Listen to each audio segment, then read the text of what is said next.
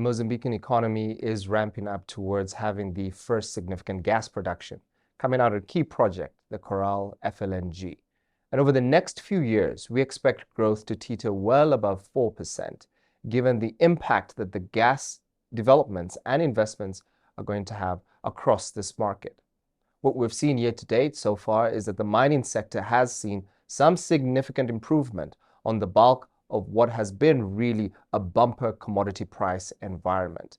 This will likely not continue moving forward, and thus the reliance will likely tilt more towards developments across the gas sector.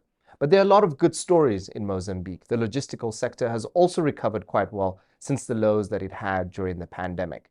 And while we have been concerned about consumptive growth over the past few years, fiscal figures suggest that tax revenue is actually moving along quite well, up over 3% for the first quarter of the year and likely to tick up even higher over the second half of the year.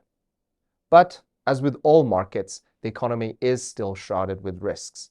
The impact of the Russia-Ukraine war, the impact of the China slowdown, and the impact that that has had on the logistical sector has meant that some of the exports coming out of Mozambique have actually slowed. We've seen, speaking to a lot of clients in this market, that there's actually been a slowdown with some of this activity with respect to exports leaving the Mozambique port and going into international markets, despite that being counteracted, of course, by domestic and regional movements that have still been quite strong. Moving forward, growth is positive, shrouded by the inflationary risk.